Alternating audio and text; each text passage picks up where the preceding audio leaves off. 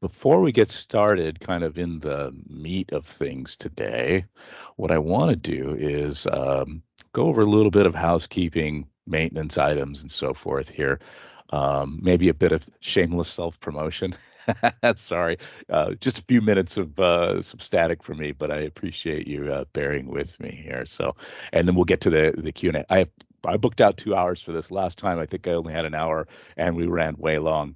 And also this time we're recording it. I'm going to place this up on the YouTube channel so you can review it later, or if you missed out, if you registered and you missed out, then you can obviously catch up on it as well. Um, anyway, so anyway, this is the Always On VPN AMA. Ask me anything. We're going to spend the next hour plus just going over Always On VPN stuff, asking questions, sharing information, and so forth. The first thing I want to bring your attention to is I do have a newsletter. If you've not registered or signed up for my newsletter, would encourage you to do that. You could go to richardhicks.com/newsletter. I don't spam you to death on this thing. I'll send you a handful of notes over the year.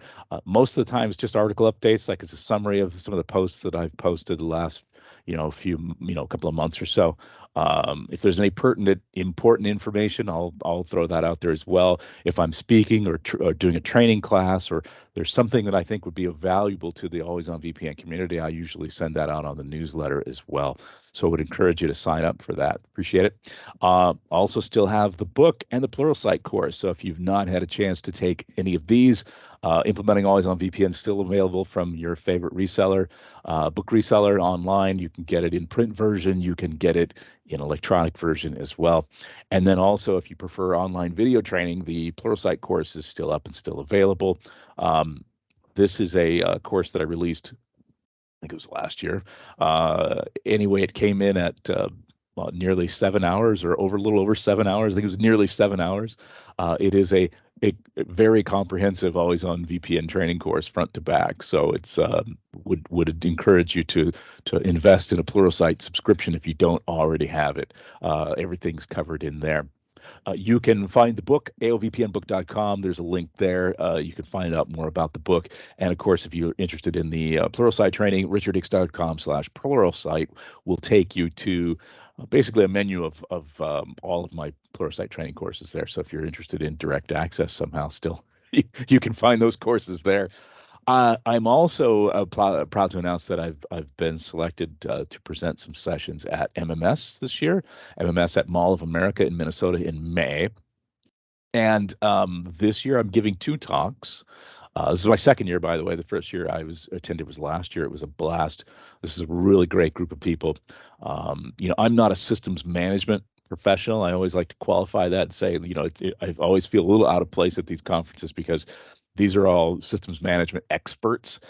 I have expertise in one very small piece of systems management, and that is managing Always On VPN infrastructure and client configuration settings. And as such, I'm giving 2 talks. One is on Always On VPN, and it's a notes from the field talk. So it's kind of I'll probably do some high level overview, best practices, common issues and things like that I see, and then open it up for Q&A, because that's a lot of times what people want at these things. They really want to ask questions. So I'll be there. And I'm also giving a talk on delivering certificates with Intune. This is I gave one similar to that last year. I had a lot of positive feedback. Certificates are vital for user and device authentication, for systems management and other things, Wi-Fi, VPN, what have you. And I find way too many people doing it wrong. And so it turns out to be very eye-opening when you show them how quickly misconfigurations can lead to compromise almost instantly, even for a very simpler attacker. So it's going to be a good talk. I'm giving that one again sometime during the week of May, first week of May at Mall of America. I am also proud to introduce that I am once again, or kind of joining again, the folks at Via Monstra Online Academy. This is Johan Arvidmark's fantastic online training community that he has built, and online training platform.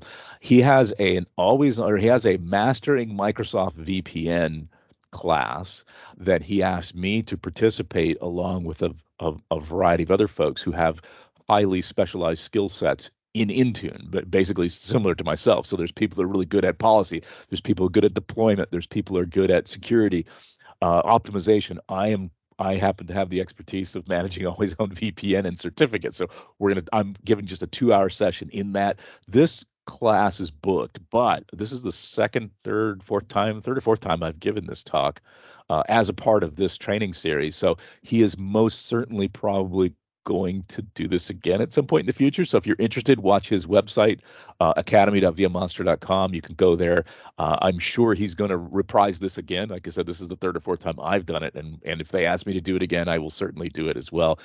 So if you want to learn Intune front to back, specifically Intune, this is going to be a fantastic course for you. And then finally, I actually have partnered with Johan and his team to deliver my Always On VPN training class, my deep dive workshop through his online academy. So this is our first run at it. We're doing this in early mid-April. And it's going to be a 4-day online training course. It is hands-on, so you'll have access to a virtual lab. We're going to go front to back. We're going to go basic installation and configuration, scaling out, scaling up, advanced security configuration. We're going to cover off on Intune and certificates. It's going to be an optimization, system maintenance, ongoing support, all of that good stuff. So there's going to be lots of great information in that particular course as well. This course is still open. There's still seats available, but it is not unlimited. So if you have not registered and you're interested, would encourage you to sign up ASAP, because again, we're not just going to accept as many people who will sign up on that one. We want to keep it somewhat tight. That being said, I want to get to some open issues. If you joined me during the last one, which I think was in December, the last AMA we did was like December of last year, end of the year, and we talked about some open issues. One of them was this issue with WMI. Those of you who have done any work with Windows 11 specifically, and PowerShell using either my tool, which is part of the my AOVPN tools PowerShell module, or if you've used the Microsoft's make profile.ps1, so Microsoft has that PowerShell script on their website for you to implement Always On VPN profiles locally using PowerShell. And you would use this script if you were using SCCM, for example, to deploy Always On VPN. You'll know that when Windows 11 was introduced, there was a bug, and specifically that bug affected the enumeration of the MDM VPN v2 class. And of course, this caused problems for that script, because that script uses essentially what's known as the WMI to CSP bridge. And we needed to enumerate that class, and we're not able to do that. And so Microsoft, we introduced a support case for that. I had several of my customers do it, and also the folks at Power On Platforms opened up a support case for it as well. Microsoft eventually identified that as a bug, or acknowledged that it was a bug. We brought it to their attention, but they acknowledged it and introduced a fix for us. Probably end of Q3 last year. I think I was testing a private fix in the September timeframe, or even earlier than that, August, September. The fix was supposed to come out in September. It did not. It was pushed back. It was supposed to come out in October. It got pushed back, and then it got pushed back to February of this year. So Microsoft announced that they were going to release this, and the good news is that they did finally release the fix. It was released for Windows 11 21H2. Now, if you're testing on Windows 11 21H2, this bug has been fixed. The tools work. Everything works fantastic. That's awesome. What about Windows 11 22H2? Well, sadly, Microsoft did not release the fix for Windows 11 22H2 inexplicably. Well, I should say inexplicably. They explained why they didn't. They said, well, it was because we didn't ask for it. So that was rather frustrating. Simply put, we couldn't have asked for it to be released in Windows 11 22H2 because Windows 11 22H2 hadn't been released when we submitted our bug. So frustrating. The good news is that the fix should address Windows 11 22H2 as well. So I suspect it's more of just doing some testing and getting it released. I don't know for sure. But with that, I would say we hope to have Windows 11 22H2 fixed and have full support for PowerShell across all of the Windows platforms, Windows 11 platforms soon. So anyway, rough news on that one, but hopefully that's going to get some fixing soon. Windows 11 and Intune specifically, you'll remember we had a conversation about connections dropping. Many of my customers are reporting that when they've deployed Windows 11 with Intune, and again, the WMI bug doesn't affect you directly if you're using Windows 11 and deploying client configuration settings using Intune. But what many of my customers have reported is that users were reporting connectivity loss, meaning they would be working, they would have an RDP session open or whatever, and all of a sudden, boom, they get kicked out. And the connection was dropping sometimes several times a day, and it was affecting everyone, but just on Windows 11. Windows 10 was just fine. And so what we identified was that the VPN profiles were being removed and replaced on each device sync, meaning every time Windows synchronized with Intune, it would remove the VPN profiles and replace them. And obviously that was not expected or by design, right? Shouldn't be doing that. And so the bummer is that, and of course, by design, it would do that if there was a change to the configuration. So obviously that it would be desirable if we change the configuration, but in this case, this happens on every sync, even when there was no changes. So that was quite problematic. The good news is that Microsoft, I have several of customers of mine that have cases open for this. Microsoft does acknowledge this issue. They have been working on it now for a period of time. I expect them to fix it at some point in the future. I don't know when. I don't have an ETA on that one, unfortunately. That being said, they are aware of it. They do know it's a problem. They are working to address it. So what I'm hoping is that, and I guess I've been saying this, since Windows 11 came out, hopefully in a few more months, everything will be completely stable on Windows 11, and we can all get on with our lives and start those or continue pushing those Windows 11 migrations and not have any pain when it comes to the Windows 11 and specifically the Always On VPN workload for Windows 11. Last one I want to talk about is there was an important update that affected RAS, so routing and remote access service, that just came out last month, or it's March still, right? It's earlier this month. Windows, if you're familiar at all with Windows Server Routing and Remote Access, or RAS, you might be aware of some issues where, and you've probably seen this in your environment, where you'll notice there's a bunch of stale connections. People who've had connections established for days, weeks, months, many months, right? If you're not rebooting your VPN server very often. And of course, those connections are, you might see many duplicates, really, really long-lived connections. And essentially they're stale or zombie connections that RAS is just not terminating correctly. This was a known issue. It was a bug in Windows, or unexpected feature. Unexpected behavior in Windows RAS, and so it mostly affected IKV2, and in fact, with my customers, I only ever noticed it for IKV2 connections, so predominantly device-based connections. And you would see some that were really, really old. I know no one's had this connection up for 47 days, right? Those types. It was such a prevalent problem. I ended up writing some PowerShell scripts for a couple of customers, and I posted those in my GitHub. You can find those at github.com/Richard Hicks. But essentially, it was a script that would go through and look at those connections and identify anything older than X amount of time. The script accepts some variables to support that. I think the default is 1 day. But I had customers that say, hey, listen, we want to go through and clean these out. Anything older than a day or 2 or 3 days or a week or whatever, and you can adjust the script to do that, and it would go and remove those. So there's a couple of different ones. I have one that removes stale connections. I have another one that removes duplicate connections, because we were seeing a lot of duplicates as well.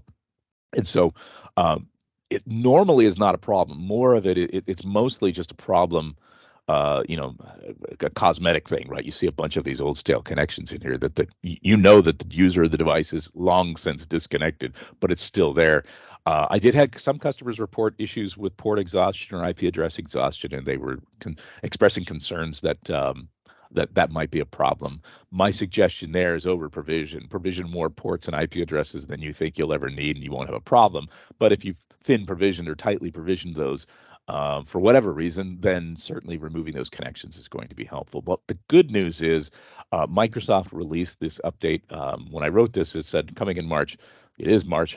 So actually, I think it came out a week or two ago. I think it came out with the security updates. So if you're having this problem with RRAS where you have many stale connections, make sure you're fully up to date. The updates for this month came out for that. And so, and I'm thinking through this now. I don't know if I wrote a blog post about this or not. I should probably do that. Anyway, be mindful of that. That might be helpful for you. With that, I want to get on to the meat here. So we said we're going to have a Q&A, and we'll do so. So let me minimize a couple of screens and get back to my console here, and lay it on me. If you have any questions at all, let's put them in the chat, or if you're more comfortable, raise your hand. I'll call on you, and then we can open up your mic and we'll have a conversation that way as well. So. First question in what's the frequency for the device sync? So when does that happen? Good question. The answer is I don't really know. Unfortunately, I don't think it's on a prescribed basis. Like group policy updates were 90 minutes plus or minus, right? So there was always a skew. I think it's the same. I think it's the same for the device sync. I don't think it's 90 minutes though. I don't know how fast.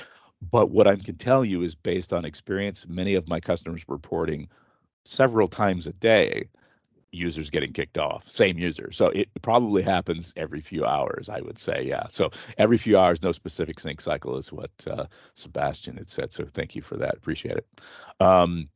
Awesome. Holy cow. Rita, you have a very long question. I'm going to read it and try to summarize it.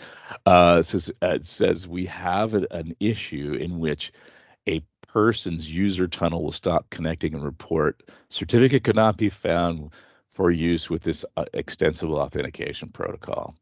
Very good. I'm glad you asked this question. This has been a plague of mine recently. So first things first, Rita, you are not alone in this. I have many customers that are reporting the same issue. So just browsing through the rest of your question here. Users set up a device user tunnel. When the issue occurs, the device tunnel is connected. Okay. So yeah, so what's interesting is we're on GP result R. Results do not show the user being in that security group. Interesting. You run GP update force, and because the device tunnel's up, and then this resolves the issue. So here's the deal, Rita. I'm suffering the same pain. I have many customers in the same boat. You have a certificate, you have a device tunnel, user tunnel, and by the way, it can happen with just the user tunnel as well. I have customers in that boat as well, where you've deployed a certificate, you've deployed the Always On VPN profile, and everything works great. And then one time the user launches the connection and it says certificate cannot be found.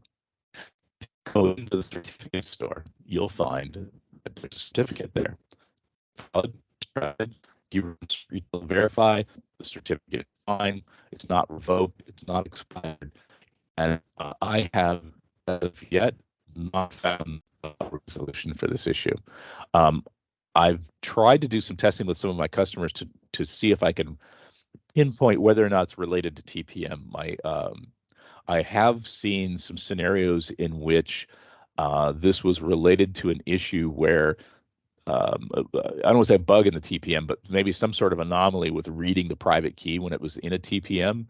And what we found with one customer is that connecting to the domain, like you indicated, or just running GP update over the device tunnel seemed to solve the problem.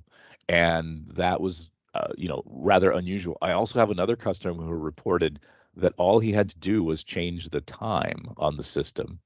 Change it, I forget it was forward or back, but like by a day or two, and then things would work. So the frustrating part about this is I have customers that have support cases open for this, and Microsoft has gotten nowhere with any of them. So it's troubling them as much as it's troubling us. One of the things that I like to say, especially when speaking in front of groups like this, is that if you have problems like this, please report them to Microsoft, because the more of us that do so means they will understand that this is a bigger problem and that they need to add more resources to address it, right? So if we all complain about it and never tell Microsoft, it doesn't go anywhere. I can tell them, and that doesn't help me. We need support cases open. So understand that opening a support case is not the not the best, not the best experience in the world. What I can share with you though is that it's probably a bug. I suspect that it is, and so don't worry about any costs associated with that. Those costs would be reimbursed when they identify that it is a bug. But anyway, I apologize. I don't have a magic fix for you there. Um, in a related note, though, I do want to bring everybody's attention that I posted an article on my website. Let me bring this up for you real quick here. It's related because it has to do with certificate authentication. Um, and let's see here. It is. No, I did write one about these stale connections. I forgot about that. Okay, good. I did post a fix about that. Let's see here. Where is this? Shoot. Apologize. I should have it up. Let's see. This is the post that I want to refer to here. As I had mentioned, and this is on a related note to what Rita was saying with EAP authentication, I've had a number of customers over the last 6 months to a year report issues with failed authentication, meaning we're using client certificate authentication, and the error message on the user side is NPS authentication failed, right? It's an 812 error basically saying it's because of NPS policy. You'll go to the NPS server and you'll see that it failed with reason code 16, and that if you look at the details, it will say something like authentication failed due to a user credential mismatch. And that can be terribly frustrating because your users are not typing in credentials. They're just supplying their certificate. So what gives, right? They didn't typo their password, right? They didn't enter the wrong password. What happened here? There's a variety of things that can cause this, but one thing that has come up recently is this problem with older TPMs. There seems to be an issue related to older security processors, specifically those with TPM subspec version 1.16. If you're using this particular model or a model that has a subspec of 116, so again, this is still TPM2, but it is subspecification version 1.6, and you'll see it's from 2015. It's a little old. There's a known issue where it has some problems with these specific ciphers. And if you're having this problem, the best way to do this is basically go into this specific registry key. I call that out right here, and remove these RSA EPSS ciphers, reboot the device, and that will solve that problem. So anyway, just wanted to bring that to your attention just in case, because we're having this conversation about certificate authentication and EAP authentication specifically. So hopefully that helps you. But anyway, just going back to what I was saying, Rita, I apologize. I don't have a better answer for you than that, other than I feel your pain, and many of my customers do as well. Let's see here. Very good. Next question: can you create an IP filter, kind of a traffic filter with NPS? So I'm not exactly sure. I'm not super clear on your question. Obviously, you can create traffic filters, right? So you can implement traffic filtering for Always On VPN clients. The RAS server does support traffic filtering, meaning you can apply traffic filters when you deploy the RAS server. I tend to avoid that because it's does make things a little bit more complex, makes things a little more difficult to troubleshoot.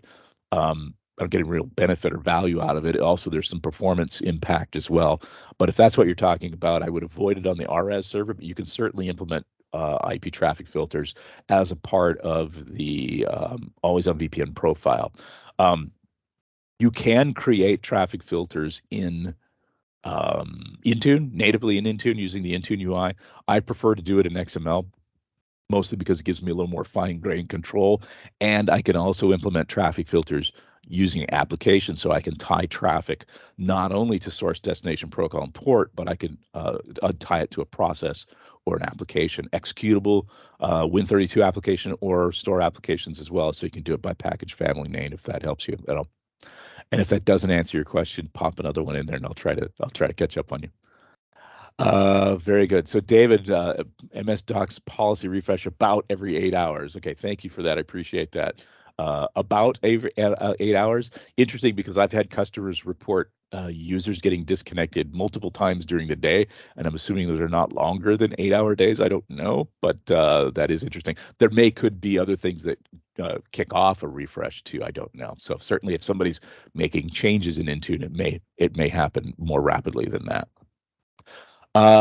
Next question: is there a reason why the device tunnel supports IPv2 and IPsec and not SSTP? And the answer is because Microsoft hasn't implemented that. So here's the deal. The device tunnel is IPv2 IPsec because IPv2 IPsec is the only transport that supports machine certificate authentication. SSTP, which is Secure Socket Tunneling Protocol, is a Microsoft proprietary VPN transport, but for whatever reason, machine certificate authentication is not supported when using SSTP. Hence, when we use the device tunnel, which is a machine certificate authentication, we must then use IPv2. So that's the limitation. In theory, Microsoft could add device certificate support to SSTP, and we could have SSTP device tunnels.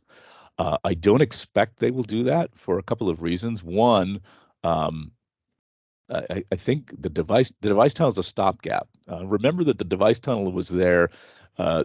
If you'll recall, it was added after Always On VPN was introduced, and it was added after Always On VPN was introduced because Microsoft really designed Always On VPN as a modern remote access system designed to be used part of the modern workplace, modern management, MDM, Intune, and things like that, for which your devices would be Azure AD joined, not hybrid Azure AD joined, and so you would have no need for a device tunnel. Microsoft, when they introduced Always On VPN, got a lot of pushback from their large enterprise customers who were still sticking with hybrid Azure AD join, or even just native Azure AD join, and wanted feature parity with direct access, so they had to come up with a solution for that. So the device tunnel was introduced later. That being said, I don't expect them to be really investing in it because, again, ideally we shouldn't be using it. Or if we get to an ideal deployment, the endpoints won't be joined to your on-premises domain. They will just be joined to Azure AD. You'll be managing them natively through the cloud in Intune, and at that point, you won't need a device tunnel. So don't hold your breath on that one. I'm going to bet money that one's not coming. It would be nice because I think there's going to be many folks that are going to stick around with Azure with on-premises AD for quite some time.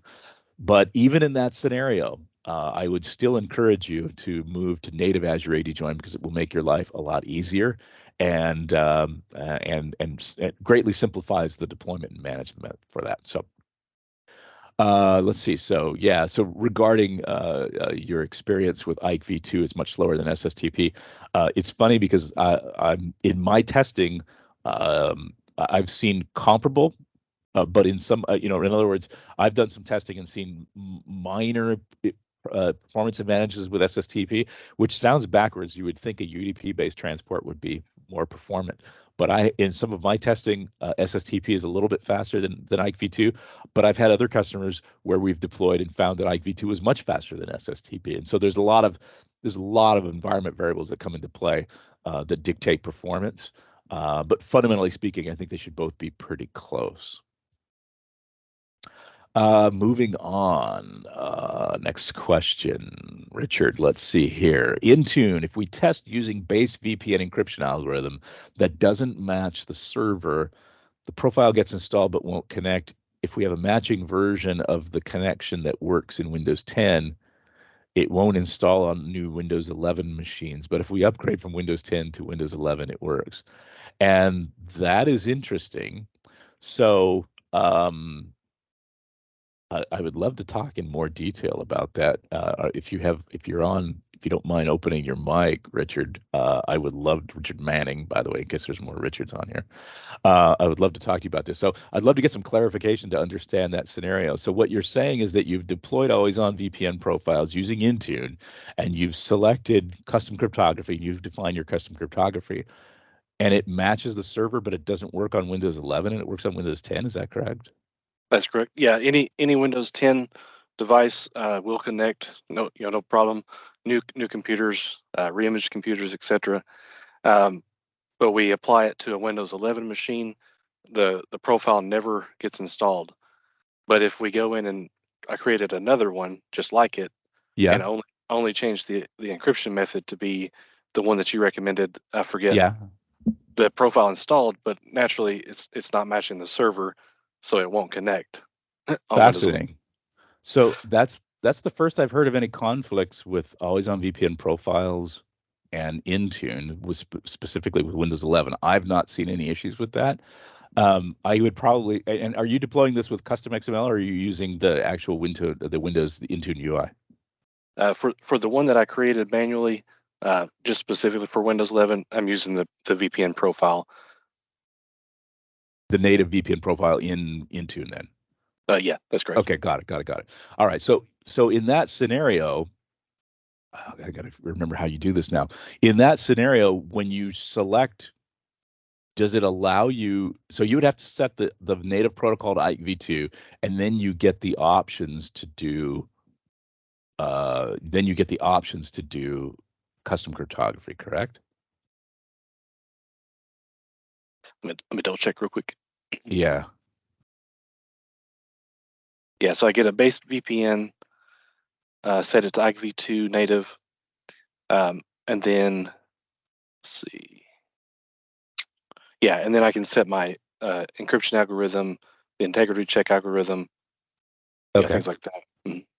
Got it. Let me see if I can find something here. So if we go to our configuration profiles, so I'm doing everything in custom XML, but if we were to create one here, bear with me for 1 second.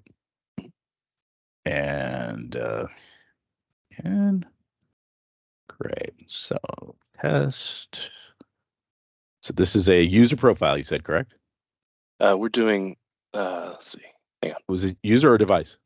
device. Oh, so it is a device connection. Okay, great. And then so you'll check like v2, Mm. and then in our base VPN, we should have these options here for, make that a little bit bigger, for our integrity algorithm. Okay, so what you're saying here is that you're selecting, if you're doing it the way I usually do it, you're using GCM AS128? Yeah. So if I do that, it'll install the profile, but it won't work because our server's not set with those recommendations yet. Oh, I see. Okay, so if you Yeah. set this, so for example, if you set this, this is how I would normally set this, right? So these are kind of the accepted best practices here. GCM, and then group 19. So this is basically what I would set up if I was doing this for the customer. So what you're saying is you're deploying this, but the server doesn't have these policy settings matching, correct? That's correct. Okay, so that's always going to fail, absolutely 100%, because they Yeah. have to match on either side. Right. So help me understand then what. So your Windows 10 clients today don't have a custom policy? They do have a custom. Yeah. Those are custom. So that may be the difference then, is we've got a custom rule somehow.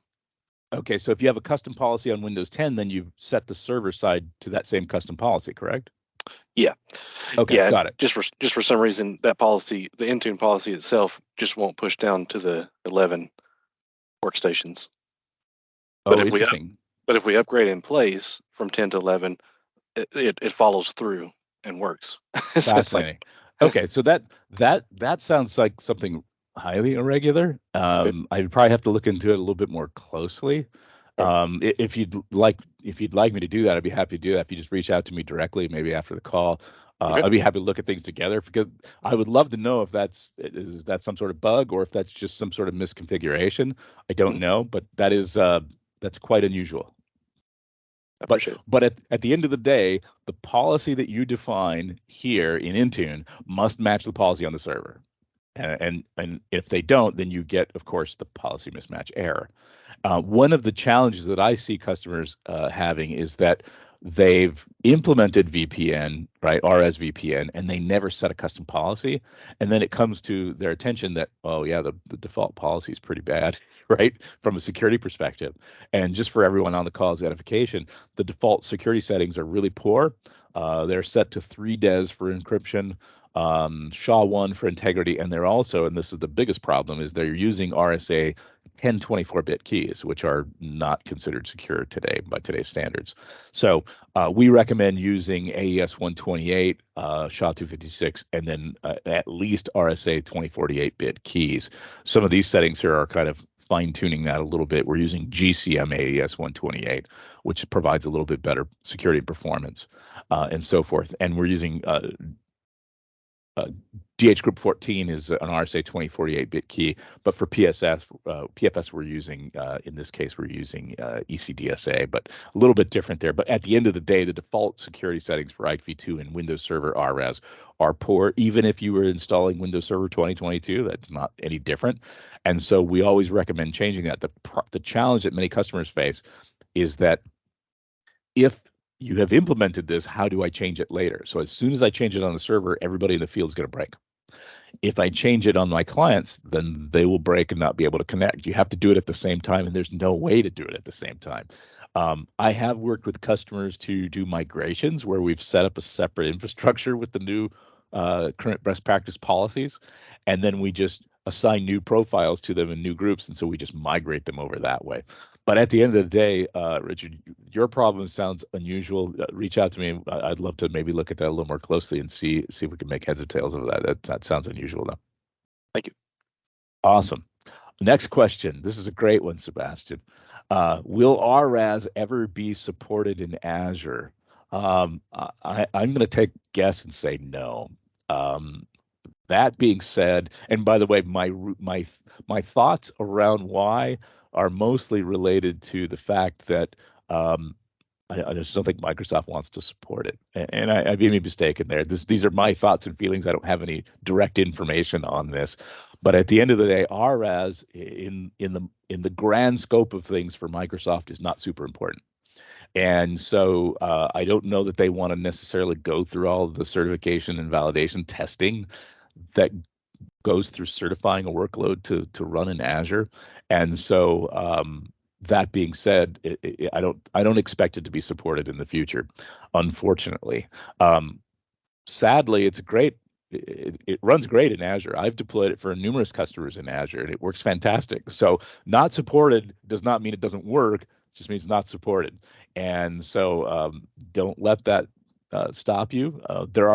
I think there are some severe limitations to using the Azure infrastructure in terms of virtual WAN or even the Azure VPN gateway. That being said, RAS turns out to be a fantastic alternative. It just isn't formally supported.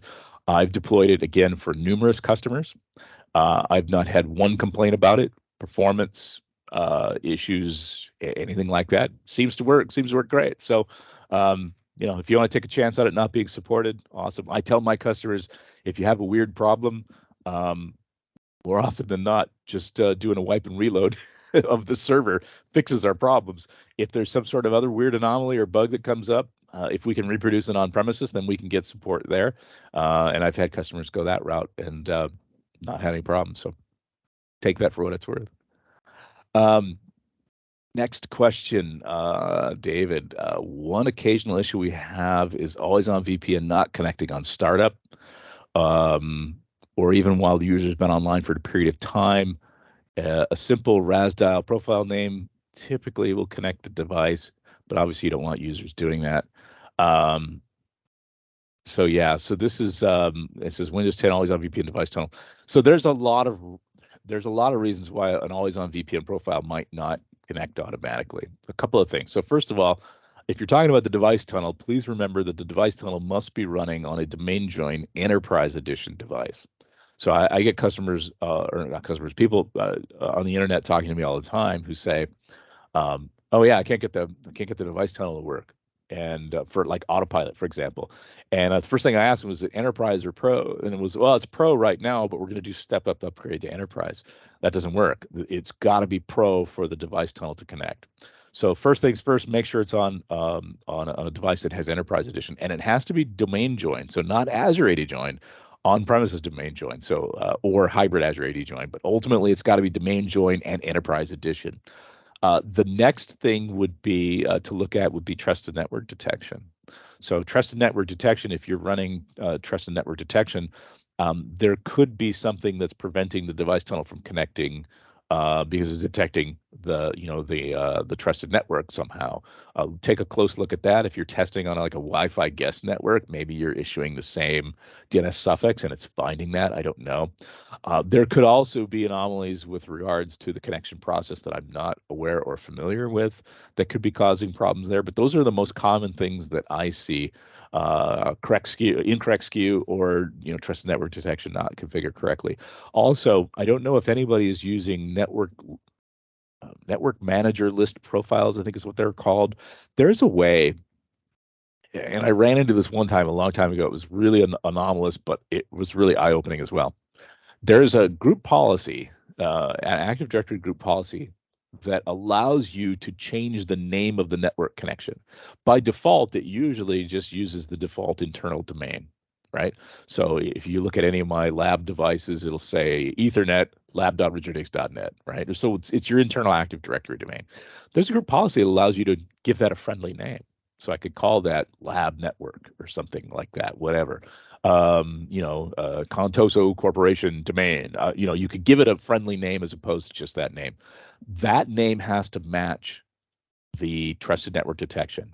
So I did have one customer that we came up that we discovered that, and I don't know that I've ever seen anyone using a network manager list profiles, but it's something to be aware of in case trusted network detection is not working correctly.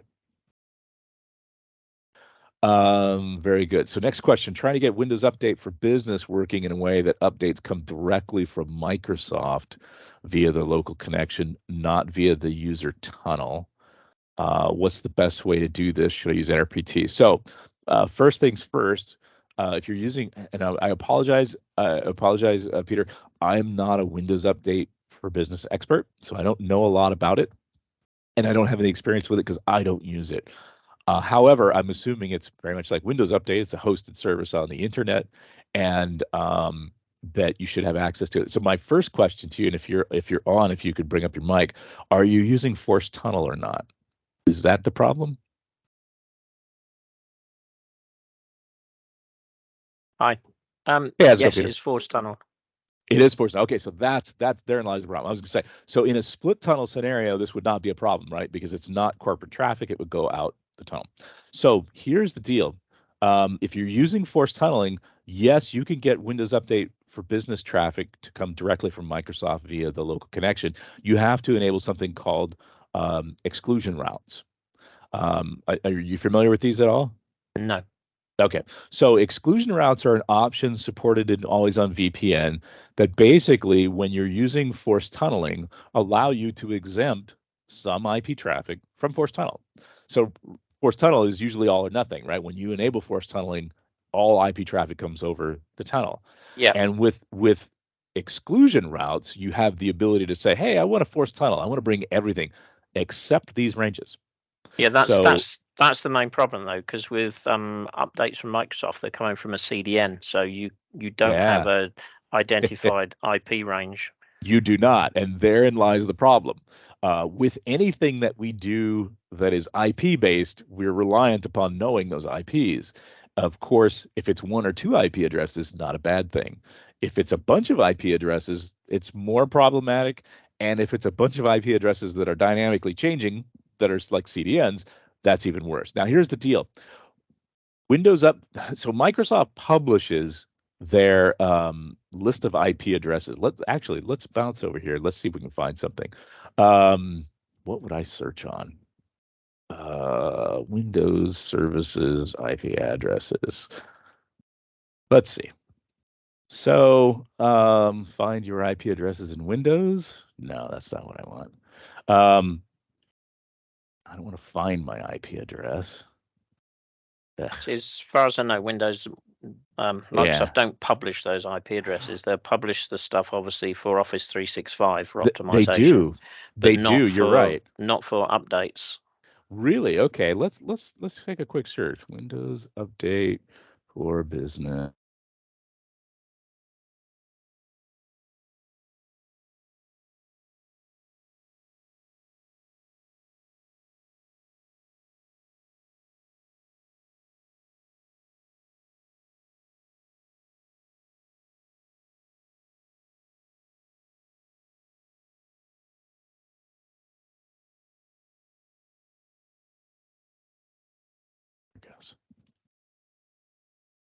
What are the IP address ranges for Windows Update? Somebody asked, huh? Ports. Yeah, we know URLs. So here's the deal. If they don't, so I do know that they submit or that they publish IP address ranges for like Office 365 and things like that, and it's actually available in JSON, so you can automate the process of doing that. If they're not doing that, fortunately, using the NRPT doesn't help you, because the NRPT just affects name resolution. We would still be resolving it to an IP address that has to be routed over the tunnel. You see where I'm going with that? So how we get the IP address is inconsequential. If the route says 0000/0 goes over the tunnel, everything's coming over the tunnel regardless of how we resolve it. So the NRPT doesn't help us there, unfortunately. So what we would have to do is we'd have to determine all of the IP addresses used by Windows Update for Business, and then we would have to add those to our exclusion routes. And here's the deal. The exclusion routes are only available in custom XML. There are no options to do exclusion routes using the native profile. So if I was looking at this, if this was a user connection, if I code down here to app and traffic rules, we can define a variety of different things, split tunneling, for example. We could define our routes, but we cannot define exclusion routes in the VPN. We have to use custom XML. But again, here, just to answer your question, Peter, if you wanted to do this, it's conceivable. You could do it. You would just have to identify all of the IP addresses for Windows Update for Business and put them in as exclusion routes. And herein lies the problem. As you can see where we're going with this, those IP addresses are going to change. So you're going to have to manage those proactively. Now, a bit of a promotional bit for my friends at Power On Platform. I don't know if Leo's on the call or not. He was registered, but the folks at Power On Platforms have a product called DPC, which is Dynamic Profile Configurator. It basically generates XML for you and implements it for you. It has like an agent that runs on the endpoint. It uses Active Directory and group policy to grab its settings, and you can actually tell it, I want to exclude Office 365 from Force Tunnel. And then in the background, what it does is it goes out and gets that list of IPs from Microsoft and dynamically updates your endpoints to support that. So bit of a promotional bit for the folks at Power On. I'll have them send me a check later. But anyway, it's a great solution. But here's the deal. You're making me think about this. I want to write a note about it. Is what if we could do that same thing for Windows Update for Business? We may have to do a bit of searching to make it happen. And again, if you were going to do your own solution, you could do that as well. In other words, if you could just, somehow find out what those IP addresses are, and if they change rapidly, I don't know. There is a possible way to do that, but at the end of the day, it's going to be difficult to manage going forward, though. Okay, thank you. Yep. All right, moving on. Next question: does Always On VPN support both tunnels, device and user, in parallel? So before you would log in with IPsec, after you have SSTP, are there routing problems with that? Let me answer your first question there, Ivan. The answer is yes. And in fact, that's the way the device tunnel is really designed. It was designed to be a supplemental tunnel to provide pre-log-on connectivity for domain join scenarios so that you could log on without cached credentials. Or streamline password resets and things like that. So yes, absolutely, and that's probably one of the most common deployment scenarios that I encounter is native Azure AD, or excuse me, native on-premises domain joined or hybrid Azure AD joined devices, and we need to provide pre-log-on connectivity. So we will deploy device tunnel and user tunnel. And again, the use case or the scenario there is logging on without cached credentials. So this is really common for autopilot. Especially when you're using autopilot and hybrid Azure AD join. So you can do remote native on-premises AD. Sorry about that, misspoke. You can actually do hybrid Azure AD join remotely and not have to have line of sight to the domain controller to do that, but you do have to have line of sight to the domain controller to process the first logon. Right? Because the user doesn't have a profile. It's a brand new device. They have no profile, no cache credentials. We must provide them access to the domain, and that's what the device tunnel is for. Once the user tunnel comes up, great. So the next part of this question is, do you have to use certificate-based SSTP to have it seamless without the login prompt, or can you integrate the user tunnel with some kind of user auth Windows Hello for Business, SAML, Kerberos, blah, blah, blah, without prompting for credentials. So the best way to do this is using certificate authentication. It is possible, I think, to support some of those others. Kerberos would be username and password, and the answer is yes. But you're really, really degrading the security of the solution when you do that. I strongly encourage you to use user certificate authentication, specifically device-based or hardware-based user certificate authentication to perform authentication, because it is seamless and it is multi-factor, right? So that something you know is your credentials, something you have is the laptop with the hardware embedded certificate. But it is possible you can use, you can set it to use. So for example, you can't really use Windows Hello for Business. That just controls access to the console or the desktop itself. The authentication for the VPN profile or the VPN tunnel happens separately from that. And so there you would either need to pass it the logged on credentials, like the Windows logged on Windows user, but that would necessitate using MS Chat v2. Still not terrible, but not great either. Definitely want to use certificates as much as possible, but technically possible, I guess, to answer your question. Great. We're just going back to your question. Give the NPS a special attribute which uses the client. So going back to our question about the IP filtering, or as you're talking about using NPS policy to assign an attribute. Probably. It's not something I've ever done. I know with NPS you could do a lot of things. You can assign different filters and routes and static IP addresses if you want. I don't have a lot of experience there, unfortunately, but I believe you can. But just because you can doesn't mean that it's a great idea either. So caution there. One of the if you're looking at doing traffic filtering, the best place to do that is using the traffic filter policies. I think in some of these other ways it might be problematic. I don't know. Again, I don't have any experience to draw on from there. I apologize. So if you test that, though, let me know how it works. Moving on. Let's see. Ryan, we are attempting to set our AOVPN connected users to a different VLAN than the default. So you created a new NIC on the server for that network, and clients get that new IP, but you can't get traffic to flow from VLAN A to VLAN B.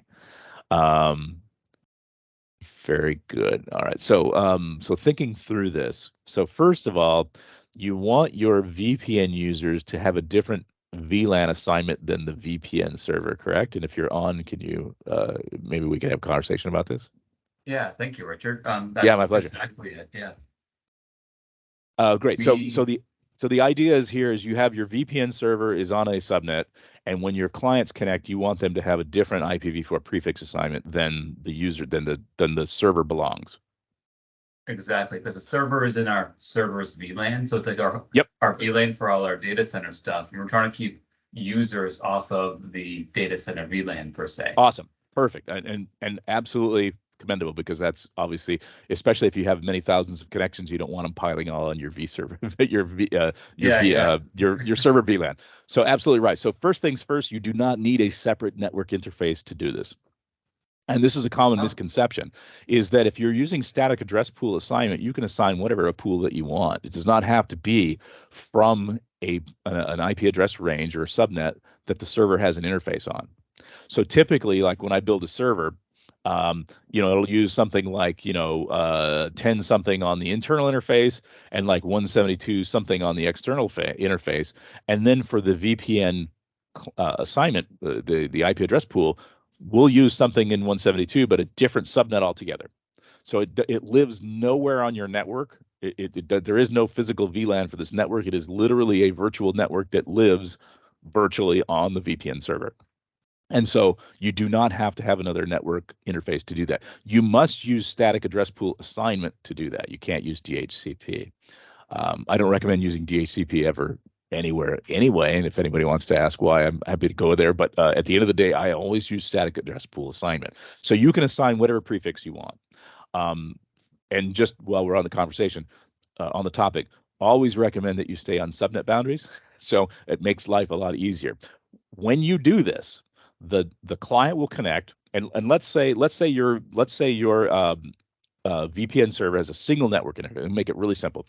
Single network interface, and it's assigned from 10.0.0/24. All right, real simple. 10.0/24 is the internal network, and my VPN clients are assigned 172.16.1.0/24. When that client connects to the VPN server, it will receive an IP address from the static pool that you assign, which was 172.16.1.0.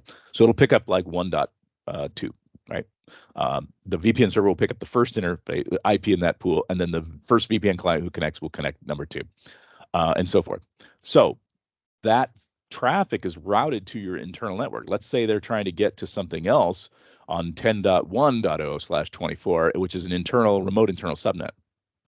In that case, that packet is routed from the VPN server to that resource, and its source address is 172.16.1.2, right? That's the IP address that we picked up when the client connected. What has to happen for this to work is your internal network needs to know that the 172.16.1.0 network lives behind the VPN server. Where many folks go wrong is they assign a unique IP prefix for the static address pool, but they don't create the internal routes to return that traffic back to the VPN server. And then what's happening is that the traffic goes internal, right? So it crosses the VPN server, goes to the domain controller, for example.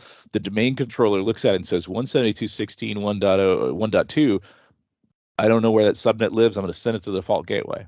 And it goes to the default gateway and it says, I don't know where this subnet lives. I'm going to send it to my next gateway. And what happens is it goes out to the internet and just dies, right? So in this case, what you're probably missing is the return route. So inside your network somewhere, sometimes it's just on a firewall or a switch, you just need to create a static route that says 172.16.1.0/24. Next hop is the internal interface of the VPN server. And that will ensure that your network knows how to route the VPN client specific network back to the VPN server that owns that prefix. Does that make sense? That's really helpful. Thank you. We will definitely very good. Awesome. We were definitely stuck, so we have somewhere to go now. Good deal. All right. Let me know how it goes. Thank you. Yep. Let's see. How do we deal with IP address conflicts where an Always On VPN user needs to use a third-party VPN to connect to a customer site with the target address of an RDP server being the same as an internal IP address?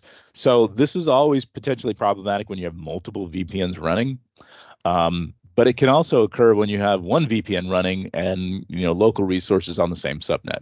Most common case is I'm at a hotel, they're using 192.168.1.0/24, and I have 192.168.1.0/24 defined as a network on premises that I need to go over the VPN for. So the short answer is that it depends. It could fall. This could play out in numerous different ways. At the end of the day, interface metrics and routing metrics dictate how and where traffic flows. And so there's a whole bunch of variables here that come into play that we probably can't address on this call. We'd have to look at it specifically. What I have found, though, is surprisingly, I find very few conflicts, even though so many people are using 192.168 on premises, even assigning 192.168s to VPN clients. And of course, 192.168 is used by most, consumer grade home networking equipment as well, right? And so in that regard, I would expect more conflicts, but I rarely see them. So I'm actually surprised at how few conflicts there are. I would be curious though, is this a very specific scenario? Like, have you identified a conflict, or is this something more of like a contrived scenario? Like you're trying to think through what would happen in this scenario. Do you have specifically clients connected with multiple VPNs like that? Hi, Richard. Yeah, this is interesting because we face this multiple times. We have hundreds of customers with the same network prefix as we have internal. And our always on users, they cannot access customer servers because we have the same network subnet. Yeah. So I totally understand, and I understand the problem. The resolution is one in which that is challenging. So what you will have to do is probably alter the interface metrics or the routing metrics or both to get the traffic to flow as you expect, but it's only going to go one location. So even if you, in this scenario, if you tailor it so that your your third-party VPN client comes up and takes over, and by the way, you could resolve this by just doing forced tunneling, right? So if you enable forced tunneling, that would take precedence over everything else. And so in this scenario, maybe the path of least resistance here is on the third-party client. On the third-party client, just enable forced tunneling for it. So when you light that client up to get to some customer site, that's all they can get to. That might be the way to go. But if you need both, if they need to be able to communicate over your VPN and over another VPN at the same time, that's going to be challenging to manage, just simply because there's a lot of variables there that are difficult to control.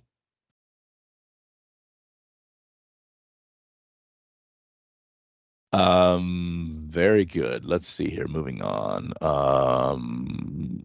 With the locally managed device tunnel, is there a reliable way to change the VPN settings other than completely remove the connection? So the answer is yes, absolutely. So first of all, if you are, let me back up. Always On VPN is designed to be managed using Intune. And so with Intune, it's great. If you need to make changes, you go in here and I click on something and I say, oh, I want to add a new DNS suffix. So I want to add that. And once this is applied, if I need to come back in here and make another one or change this one, I can do it. You just edit it here. Intune handles the whole process in the back end. And so it's completely transparent to you. If you are managing this using PowerShell or SCCM or PDQ or any variety of third-party solutions, then there are situations in which you might need to make a change, like updating a DNS suffix, adding or removing routes, changing EAP configuration, and you might have to go back and manually address those.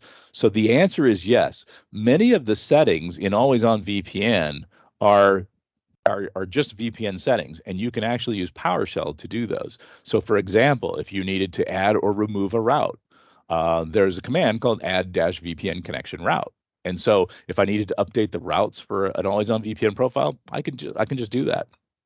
I can change DNS suffix settings. I can change EAP configuration. Anything in the EAP configuration I could do.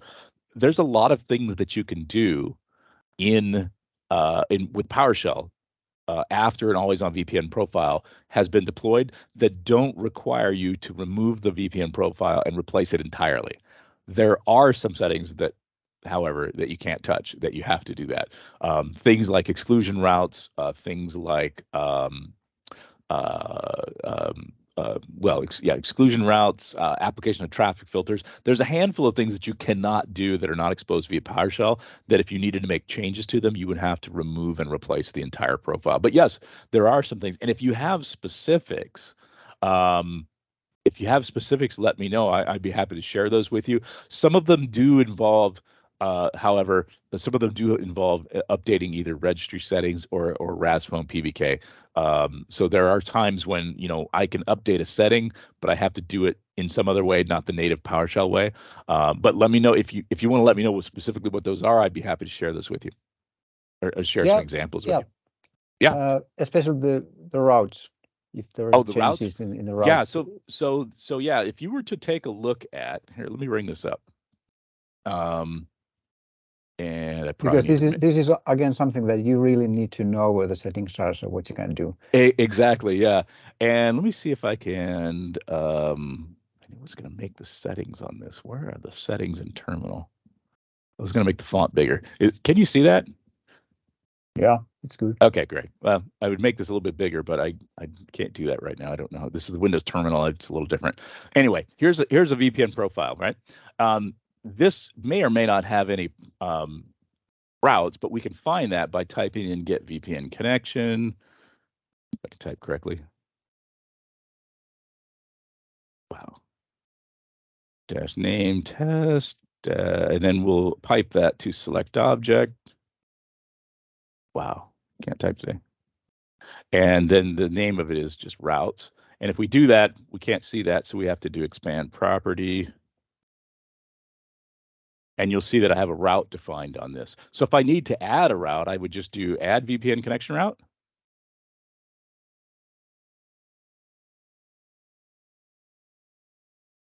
And then I would add the connection name, test, and then the destination prefix. Boom. And so at that point, I've added a route to that. Removing them is, I think is it remove VPN connection route?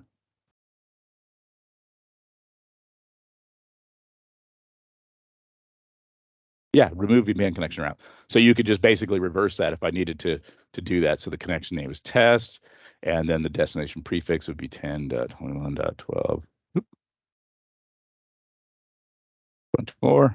And so now I've removed that route. So yeah, routes are easy to manipulate because there's a native PowerShell command for that.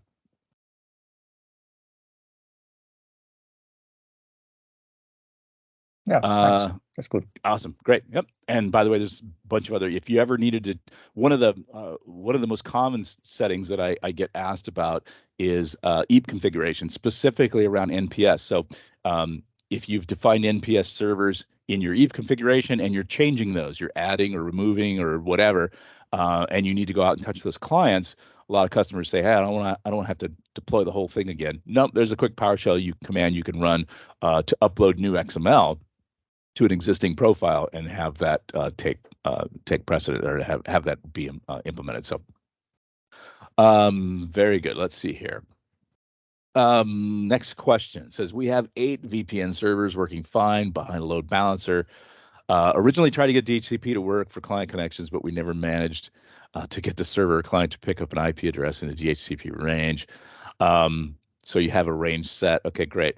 So here's the deal. I'm not a fan of DHCP when it comes to RS. So let me just lay that out there right now. The reason I am not a big fan of DHCP when it comes to RS and VPN is that it provides little value, but it also adds complexity and a critical dependency that makes the solution less dependable or more brittle. Let me explain. First of all, DHCP does not work like most administrators think when it comes to our VPN. When you connect with VPN, your client does not get a DHCP assigned address. The way it works is that when you're using the DHCP assignment method, and let me bring this up just so that we have a point of clarification here. In the routing and remote access management console, you'll see that if we go to the properties, if we were to select IPv4 here and select DHCP, many folks think that by doing this, the client connects and talks to the DHCP server, gets an IP address assignment, and gets some, the usual DHCP stuff, DNS settings, default gateways, DNS suffix, what have you. That's not the case.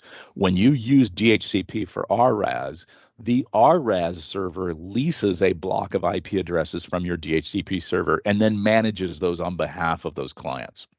By the way, when it leases that block of IP addresses, it discards all of the options that come along with it. The only thing it cares about is the IP address.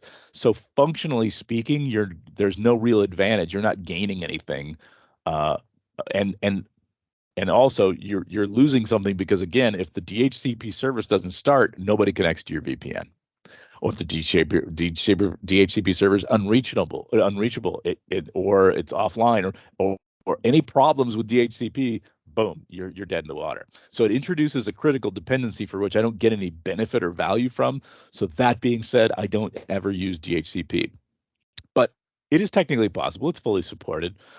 With regards to your scenario, especially if you have multiple servers behind, a load balancer, and you're having problems with the DHCP, Graham, I would wholeheartedly encourage you to move to static address pool assignment, because it's going to make all your problems go away.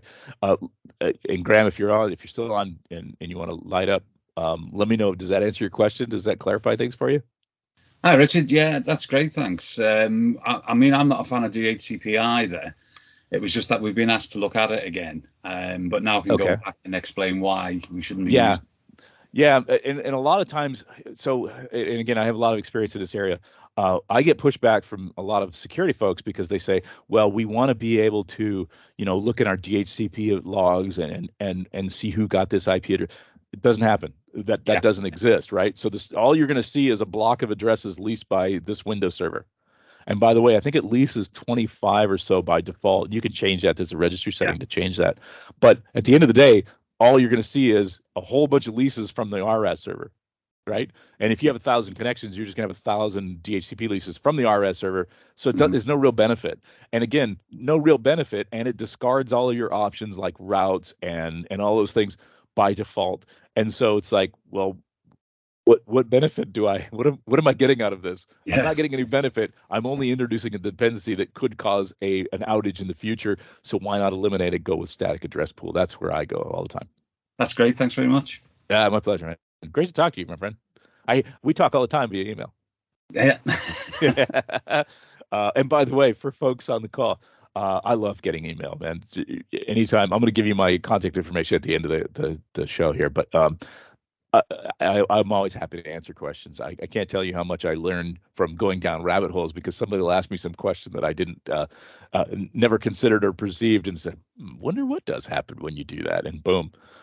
Anyway, I love it. So I learn something new all the time, so don't hesitate to reach out. By the way, I agree with your DPC as well. Excellent product. DPC? Oh yeah, are you guys using it? We are. Yeah, we've got 10,000 devices on it now. Oh, nice. I gotta ask him. Did you use me as a referral? I get a cut. I get a cut when they sell that. I did. I mentioned that. I found it on your blog. I hope so. They send me money all the time because I refer customers. I get a small stipend, by the way, when I refer customers. So in the interest of transparency here, but it is a great solution. And by the way, DPC. It was funny because when it first came out, I was really excited about it because occasionally I do have customers that say, I'm sticking with Active Directory on premises, and I'm like, great, this is the way to go, right? Microsoft introduced support for custom ADMX, and all of a sudden I just lit up. I'm just, oh my gosh, this is going to be awesome, because DPC does so many fine-tuning and optimization things that are not impossible, but more difficult to do without it.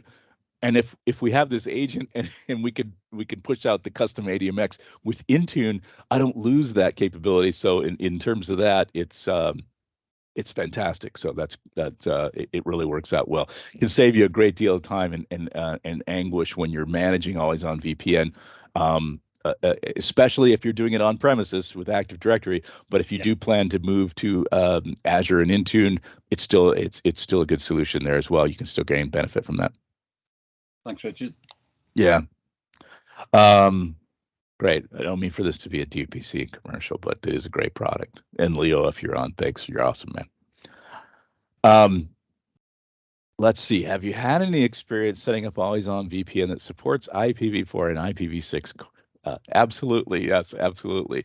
And in fact, I get a lot of grief for this because when I do testing, I seem to be the only one in the world who's running IPv6. So if you look at my lab here, let me take you back over here. Actually, where's my properties? You'll see that I have an IPv6 prefix that I'm using. And when my clients are connected, they get an IPv6 address from that pool. Works fantastic. So yes, to answer your question, I have had experience deploying IPv6. For myself in my lab, because my lab was fully IPv6 operational, and but as far as implementing it for customers in the real world, I haven't had any of those yet. But everything seems to work. I don't know if you have any. Do you have any specific questions about IPv6 and RS? Hey, Richard. Yeah, the main thing is here a lot of our ISPs are switching to giving only IPv6 addresses to customers and then running IPv4 over something like dual stack or MAPI. Like which just means the IKEY connections and stuff just don't work over that anymore. So to use that, you need a native IPv6 connection to the VPN server. So you bring up an excellent question, and I see where you're going with this. Yes. So I'm hearing increasing challenges with this, because you're right. So some regions of the world are moving, the internet's moving rapidly towards IPv6. Adoption has been increasing greatly over the last few years. And I have heard a few problems where a client with a native IPv6 is unable to talk to your VPN server. And it's mostly because of some of the transition and translation technologies that the ISPs are using. Right, so they are often, many of the carriers are using IPv6 natively, like on their handsets and things like that, phones, tablets, and whatnot, if you're connected to a mobile carrier. But on the backbone, they're actually doing some shenanigans to make that work, right? So they're using things like LSN, which is large-scale NAT. There's a couple of other technologies, 6 and 4. There's a few things that ISPs or these carriers are doing that have a tendency to be disruptful in those scenarios. If my suggestion is, as much as possible, get to native IPv6, because if you can put IPv6 on your internet firewalls and do translation to the backend server, you don't even have to be running IPv6 on your backend servers. You can just translate IPv6 to IPv4 there. Load balancers do it, and I have some services in my lab that are native IPv4, but they're behind an IPv6 VIP on my load balancer, so they're fully IPv6, right? The load balancer just handles that. So I'm aware of some of the pain. It doesn't seem to be super common, but I have gotten a few calls over the last few years about that, and it does seem to be carrier specific. The last time I had an issue was a customer in Germany was having some problems with that, and I don't have a good answer for that, unfortunately. That yes, sometimes those carriers do things that kind of munge our IP packets. So at the end of the day, it could be a potential problem. But if you can get to IPv6, then we can just circumvent all of their IPv4 to IPv6 shenanigans and just get to native IPv6 and be done with it. Great. Yeah, I mean, we just started researching this to investigate it, and yeah, there's not much documentation on it yet. So yeah, it's good to hear that you've been implementing a little bit with your test networks, and it is possible. Yes. Well, unfortunately, I don't have any experience providing native IPv6 support on the internet. So unfortunately, my ISP does not provide me with IPv6. I'm having to use a tunnel broker to get IPv6 internet. But I haven't spent any time with how to use a tunnel broker to expose services via IPv6 like I can with IPv4. I'll probably have to investigate that a little bit. But yeah, so if I had actual native IPv6 on my network or from my ISP, it would be much easier, because then I could just assign it and do it. But yeah, should hopefully not be too problematic. But yeah, certainly you're going to have some problems with those in the future, I expect. Thank you. All right. Yeah. Great. Interesting. Next question, Mark. My thoughts on zero tier or tail scale. I don't have many, because I've just heard of them. I don't know much about them. There's so many solutions out there. It'll make your head spin. It seems like everyone's got a VPN of some sort. Most of them are commercial based, right? So they're really not applicable in the consumer or they're consumer VPNs as opposed to enterprise VPNs. So consumer VPN would be like Proton VPN or NordVPN, things like that, right? Protecting consumer privacy.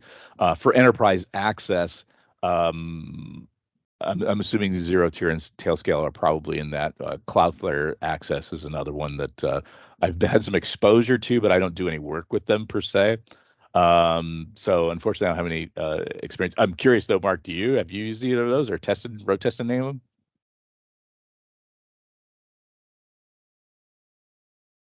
Hey, Richard.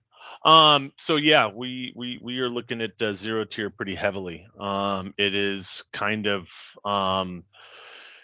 looked at as it's interesting. It's basically truly software defined.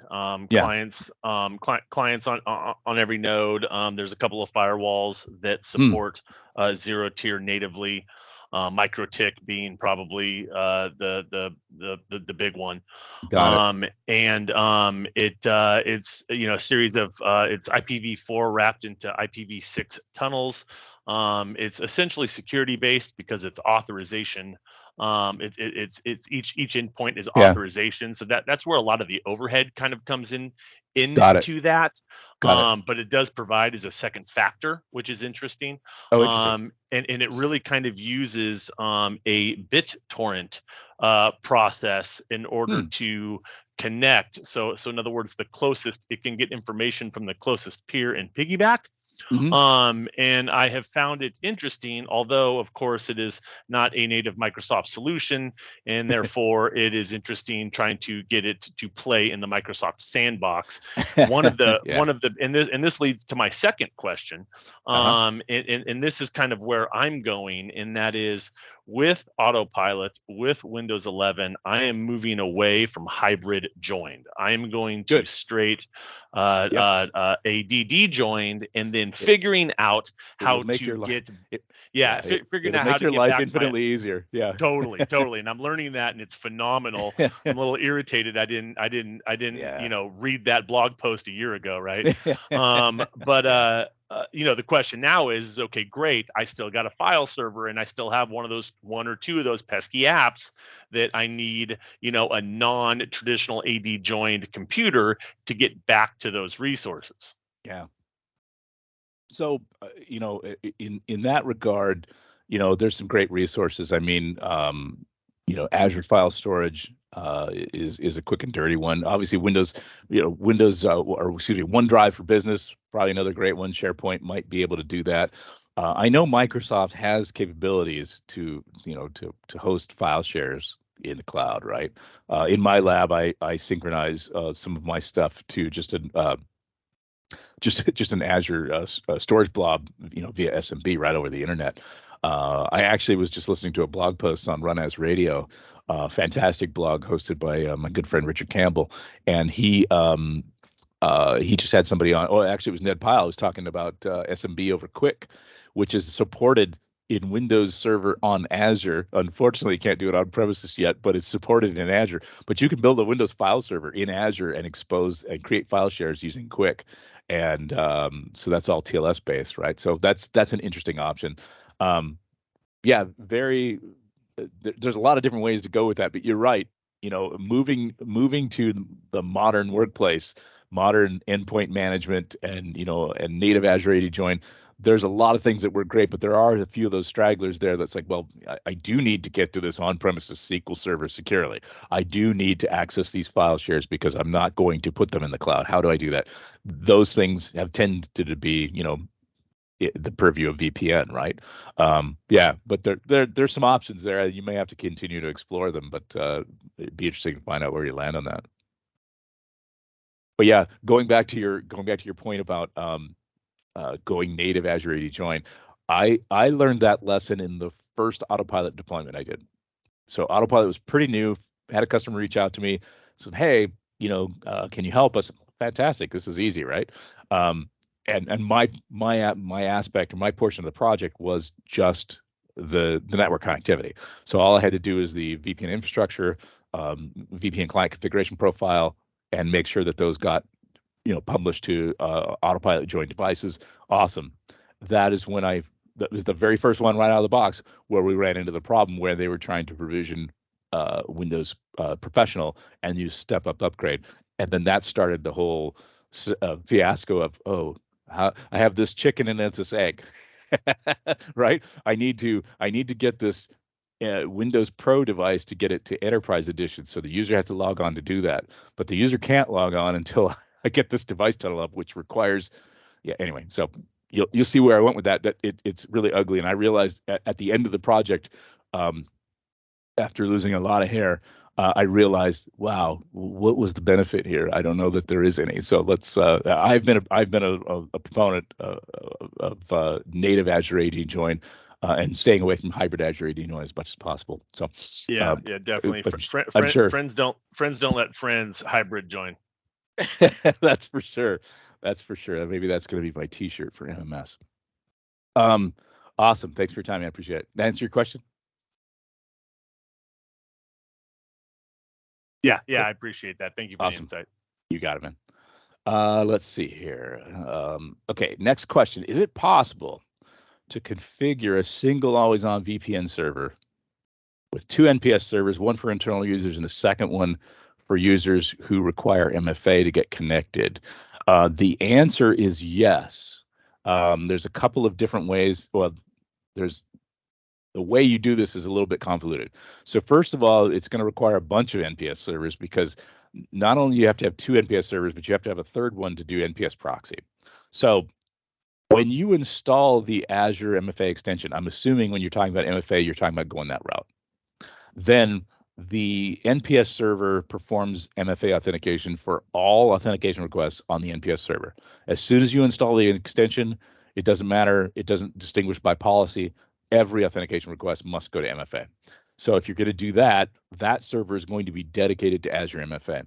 If you have users that you don't want MFA, right? So they're doing certificate-based authentication and you don't want to do MFA, then you would have to have a separate NPS server. The VPN server has no way of distinguishing which request would require MFA and which one would not, because it literally just accepts the connection, understands that it's configured for radius authentication, sends the authentication to a radius server. Okay. What you will have to do is configure a radius proxy, and then configure the radius proxy, or configure the VPN server to talk to the radius proxy, and the radius proxy then decides which NPS server to send the authentication request to. So by the way, the radius proxy is nothing more than NPS. It's just configured in the radius proxy role. And so what happens is you'll create a policy, an authentication or connection request policy, that says if the incoming request is a member of this security group, or there's ways that you can distinguish by which which need to be MFA and which don't, then you can say send it to this remote NPS server for MFA, but if it's not, authenticate it here. So you may just need one, but you may want more for redundancy. But yes, technically possible. Do some research on the on the radius proxy role, and you'll find out how you can configure NPS proxy to basically route authentication requests based on domain name or group membership or a variety of other parameters that you can use to identify that traffic. Let's see here. Moving on. Next question, Juan Carlos. Will Microsoft support URLs and or domain names as addresses for traffic and not just IP addresses? I don't believe so. There are fundamentally Always On VPN is a network layer VPN and works at layer 3. So it's just IP address based routing. So pure and simple, it handles traffic by IP addresses. It does not have a mechanism to route traffic by namespace. If you're thinking about NRPT, NRPT is just for name resolution requests. And once we get the IP address back, then we have to route that. So that's how the VPN works at the lowest levels. So the answer is no, I don't believe Microsoft's going to support that. As we'd mentioned before, this product called Always On VPN DPC has a workaround for it.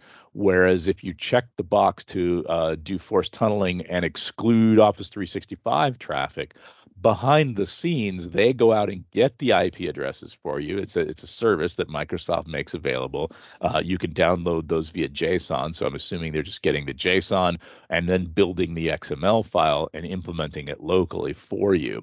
They do also have the ability to include or exclude traffic by namespace, but the way they're doing it is doing an NS lookup or a name resolution lookup for you on your behalf, taking the IP addresses that it gets back and then adding that to the profile dynamically. But that is fraught with peril. The problem is that if it's a CDN and it's dynamically changing, you may not have the right routes. Of course, that doesn't get updated instantly. It's not on demand, so it's at the time of profile creation. So there's a lot of problems with it as well. It's not ideal. At the end of the day, Always On VPN does not lend itself well to routing traffic based on domains, unfortunately. It's just all IP stuff. Sorry, I don't have a better answer for you there, but at the end of the day, by the way, there are other alternative solutions out there that are much better at doing that. So this is an always on VPN limitation. There are many third-party solutions that can route traffic based on host name or namespace, but Microsoft always on VPN is just not one of them. Let's see here. Getting back to Rita, a few weeks back, we had an issue with our ISP and lost connectivity over 24 hours. We failed over to our second ISP, but the outage for our always on VPN could not connect during the outage. So we would like to create another VPN profile to push with Intune with users connect manually if we lost our primary ISP again. Any issues with the VPN profile pointing to the same RAS server as a manual connection? So answer is no. There's no issues with that. So if you have a manual connection and an always on VPN connection and they're configured to connect to the same server, not a problem. In that scenario, yeah, you could push out a second, like a backup VPN profile that's not always on. It's just a regular VPN profile. And in that scenario, yeah, absolutely.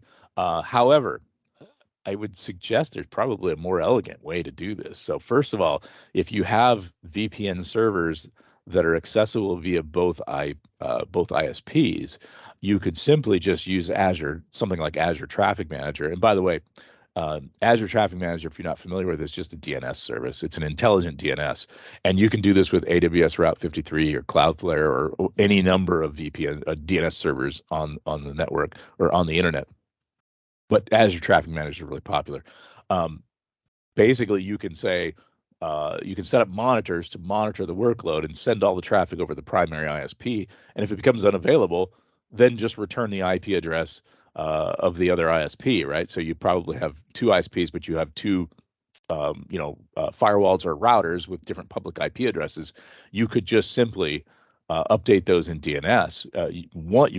You could even do it manually, right? You could literally just go to DNS and update your DNS record for your VPN clients and point it to your second ISP. But you could also use DNS, something like Azure Traffic Manager, to do that as well. So you have options there. You could do it a number of different ways. Graham, getting back to your follow-up, your manager just replied with the reason they want to look at DHCP is around DNS scavenging. So it doesn't work quick enough. So herein lies the problem. That I don't know that this is, well, one, it's not going to solve your problem. So you probably already understand this. So DNS scavenging is a real issue. Herein lies the problem, is that the problem Graham's talking about here is you have a VPN client that connects. They they register their IP address in DNS, and you have internal processes that use that to perform management tasks or auditing tasks or what have you. The client disconnects and reconnects, gets a new IP address, and it will get a new IP address every time. And at that point, it re-registers in DNS. Now, DNS is not instantaneous, right? If you had a single DNS server, it might work, but if you have a distributed DNS environment, there's propagation delays and so forth. And DNS caching and DNS record time to lives, a lot of things conspire to make this less than ideal. So Graham, to answer your question, going to DHCP won't do anything for that, because the DHCP, that doesn't change anything here. The clients, the VPN clients, will always register their own IP address in DNS. The DHCP server does not do it on their behalf, because again, the DHCP server is leasing the IP addresses to the VPN server, not the individual clients. Thanks for that, Richard. Yep. Sorry to rain on their parade, man. And by the way, you are not alone in this. I have many large enterprise customers who struggle with this. It's one thing. The only thing I can suggest is, I hate to recommend aggressive scavenging because I think it has a lot of negative side effects or potential negative side effects. The other thing is, you could try to set short TTLs on those devices, but it might end up generating a lot of traffic, especially if you have a large internal network. So that could be problematic as well. I think the default is an hour. I can't remember now. It's been a while since I've looked at that, but you could shorten it, which might help. But at the end of the day, it's I don't know that there's a good way around that, unfortunately. Okay, thanks for the answer. Yeah, my pleasure, man. Let's see here. Any other questions here? Jan, what is the most secure way to make Mac OS work with AOVPN? Excellent question. So I have zero experience with Mac OS. I've I have one sitting under my desk here, actually. I've never used it. But I probably should.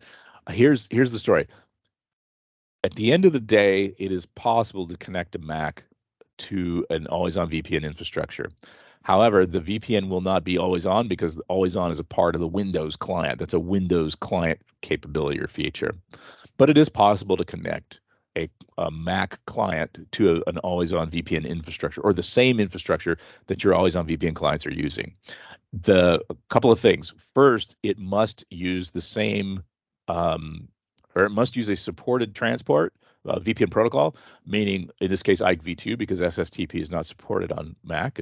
That's a Microsoft proprietary transport. So you would have to use IPv2, and then you would have to use the same authentication scheme. So if you're using EAP with client certificates, you would have to do the same thing on the Mac. As long as you can get the IPv2 set up with the correct parameters, specifically the cryptography settings, and as long as you can get a client certificate there, it should work. I've had customers tell me it's worked. I've just never done it personally. But principally speaking, VPN is VPN. The VPN server should not know or care what the endpoint operating system is. It just needs to match all the security and authentication parameters, and it should work.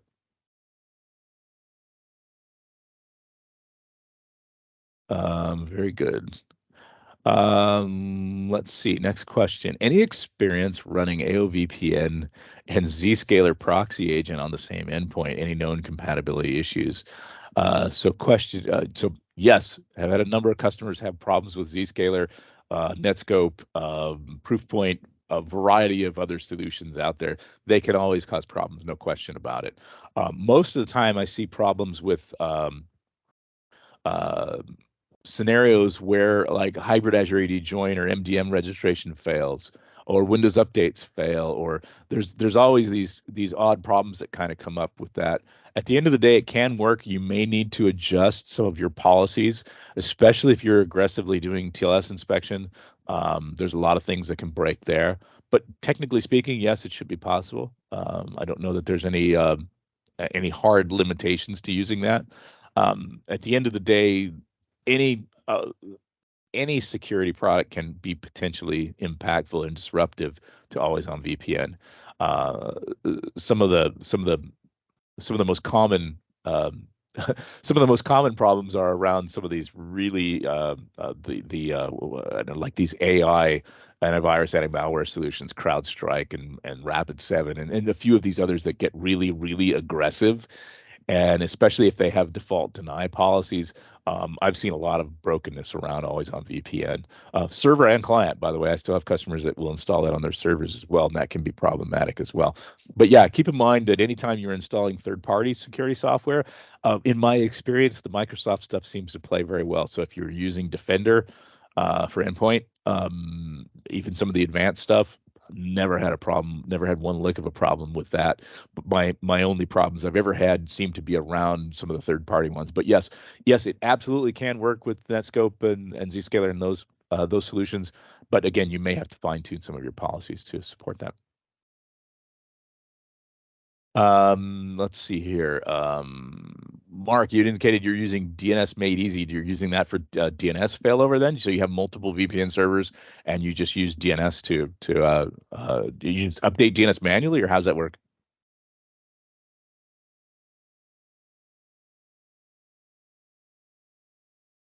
Still on, Mark? Mark Reed?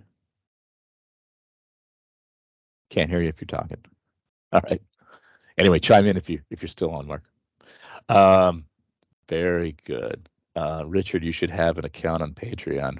What am I going to do there?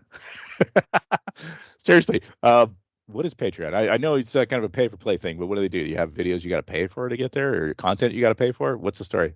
Yeah, so you can have a profile where people can pay you a small amount of money for your services. Could they pay me a large amount of money for my services? That's what I like. Yeah, probably it depends on your profile, of course, but you are such a great knowledge sharer that probably you can do this for money as well. All right. So everybody on the call, just know that if you have to pay next time, it's your fault, man. I'll look into it. That's a good point, right?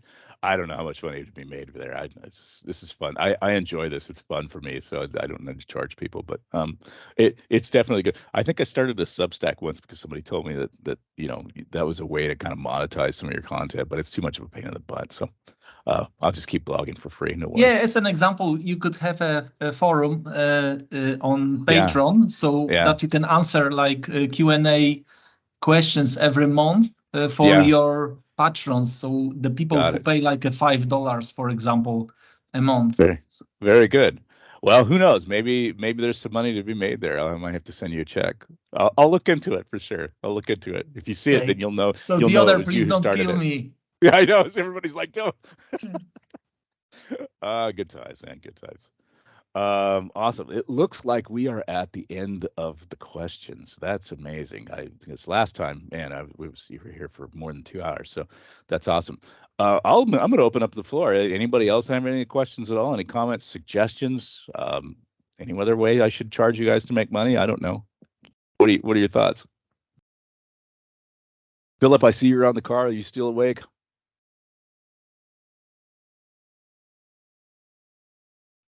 I am, yeah, just listening. There he is. How's it going, Philip? Because you're recording, so I need to be careful.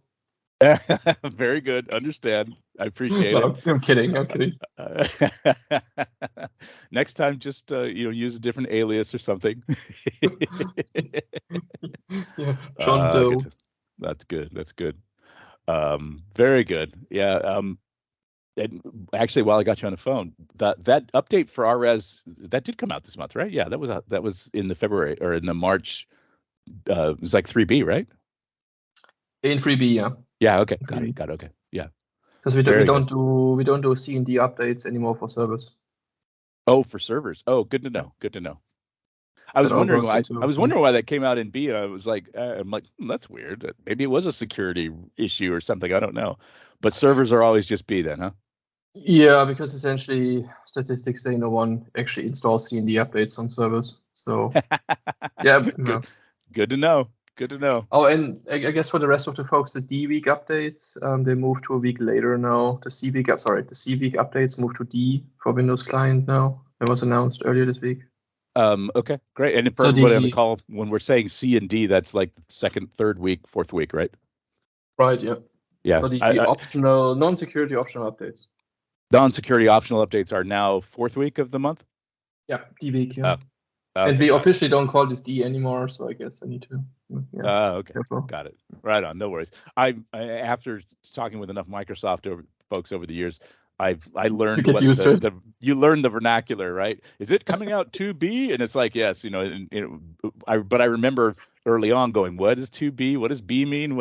It's basically 2 is the second month, right? So that would have been February, and B would have been the second week, and then C and D updates would have come out the third week and the fourth week. So Patch Tuesday, as we know it, is basically B, right? 3B, 4B, 5B. But optional updates come out either the third or fourth week. And you're saying for Windows Client, they are going to come out on the fourth week of the month now. Yeah, I think someone made this decision because it's sort of two weeks after the previous patch and 2 weeks before the next one. So got it. That makes sense. And fun fact, what is A? Because technically A does exist. Do you know what it is? Yeah. No. A week. That's the out of box. Not out of the box. What do you call this nowadays? Out of band. Out of band. No. Yeah. Oh, okay. So when they issue an out of band, that's A. That's A. Yeah. So very good. Good to know. If we break something really badly, then out of band is usually an A. Yeah. Now all I need to do is get caught up on all the weird names like vibranium and titanium and solarium and whatever, because I get those weird names every once in a while. I don't know what that is. I got to call you. we have an internal wiki. I need to always look it up. I'm sure. Good times. Very good. Any questions for anybody else? Was Leo on the call? Didn't hear from him. Leo Darcy, are you on the call, my friend? Yeah, no. I know he was registered. I don't know if he stayed up. I don't know if he decided to stay up late. He's in the UK. He's a good one to. He's a good guy to know. He's really sharp. Outstanding. Well, if that's all the questions, I think I'm gonna call it a day. Thank you, everybody, for joining me. As I had mentioned before, let me throw this back up on the screen. I just want to remind you, there's some resources available. Pretty much everybody's familiar with the website, right? If you're on this call, you know the website's directaccess.richardhicks.com.